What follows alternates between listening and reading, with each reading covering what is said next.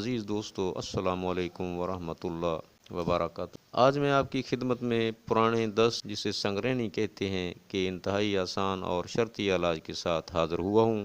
اس مرض میں کھائی ہوئی غذا کے کچے اجزاء دستوں کی صورت میں خارج ہوتے رہتے ہیں۔ جسم کو غذا نہ ملنے کی وجہ سے کمزور اور نحیف ہو جاتا ہے۔ یہ پیچس سے ملتی جلتی ایک علامت ہے جس میں بار بار پخانے مروڑ کے ساتھ آتے ہیں۔ پیچس کی طرح مکھ یا اون یا خون نہیں آیا کرتا۔ بھوک شدید لگتی ہے مگر مریض جب کوئی چیز کھاتا ہے فوراً پخانے کی حاجت ہو جاتی ہے۔ رات دن پیٹ میں ہوا سے گڑگڑ سی ہوتی رہتی ہے۔ کبھی کبھی قبض کبھی دست آنے لگتے ہیں۔ اکثر مریضوں کو منہ کے اعصاب میں سوزش ہو کر چھالے نکل آتے ہیں۔ جب دست آتے ہیں تو منہ کے چھالے ختم ہو جاتے ہیں اور جب قبض ہوتی ہے تو چھالے دوبارہ نکلنا شروع ہو جاتے ہیں۔ مریض کا رنگ پھیکا پڑ جاتا ہے۔ بعض دفعہ مریض میں خون کی انتہائی کمی ہو کر موت بھی واقع ہو جاتی ہے۔ معالج حضرات اسے پیچس سمجھ کر پیچس کی طرح پر علاج شروع کر دیتے ہیں۔ کھانے کے لیے تر گرم یا تر سرد غذائیں استعمال کرنے کا مشورہ دیتے ہیں۔ قبض کے لیے کسٹریل وغیرہ پلاتے ہیں۔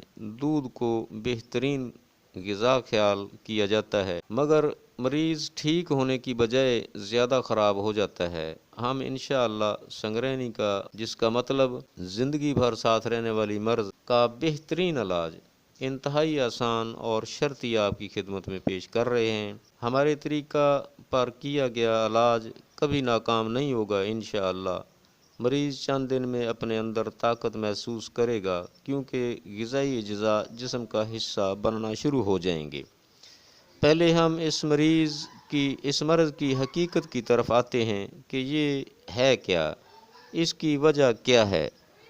تو دوستو سنگرینی معدہ کے اعصاب کی سوزش ہے جو کبھی تری گرمی اور کبھی تری سردی کی صورت میں تکلیف دیا کرتی ہے۔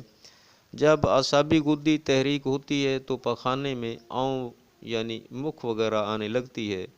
پیٹ میں مروڑ ہوتا ہے، اکثر قبض ہو جاتی ہے۔ پیٹ اور انتڑیوں میں ہوا رکنے لگتی ہے۔ مواد نہ نکلنے کی وجہ سے معدہ گلا غذائی نالی میں سوزش ہو کر منہ اور گلا میں چھالے ہو جاتے ہیں۔ مرچ مسالہ والی غذا کھائی نہیں جاتی۔ مجبور ہو کر مریض دودھ، دلیا، کھچڑی، چاول وغیرہ غذائیں کھاتا ہے جو مرض میں اور بھی اضافہ کر دیتی ہیں، جس سے اعصابی عضلاتی تحریک ہو کر دست آنا شروع ہو جاتے ہیں۔ منہ و گلا کے چھالے تو کم ہو جاتے ہیں مگر پخانوں کی کثرت سے مریض کمزور ہو جاتا ہے۔ بھوک ناقابل برداشت لگتی ہے مگر کھایا پیا پخانوں کی راہ نکل جاتا ہے۔ دوستو مرض اور مریض کا نقشہ آپ کو میں نے دکھا دیا ہے۔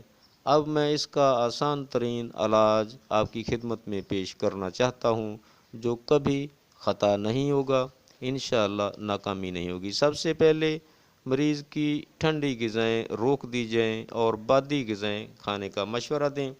ساتھ یہ نسخہ استعمال کرائیں: پوست ہلیلہ زرد، اجوین دیسی، پوست انار۔ برابر وزن لے کر صفوف بنا لیں۔ 1 تا 3 گرام حسب عمر و طاقت دہی کی لسی ریڑکے والی لسی سے ہر 3 گھنٹہ کے وقفہ سے دیں۔ جیسے جیسے افاقہ محسوس کریں دعا کا وقفہ زیادہ کر دیں۔ صبح دوپہر شام جب مریض ٹھیک ہو جائے روزانہ صرف 1 خوراک شام کے کھانے کے بعد استعمال کریں چند دن کے لیے۔ امید ہے ہماری یہ ویڈیو آپ کو پسند آئی ہوگی۔ اگر ہماری ویڈیو آپ کو پسند آئے تو لائک کریں۔ مزید اچھی ویڈیو حاصل کرنے کے لیے ہمارے یوٹیوب چینل کو سبسکرائب کریں۔ شکریہ۔ آئندہ ملاقات تک کے لیے اللہ حافظ۔ السلام علیکم ورحمۃ اللہ وبرکاتہ۔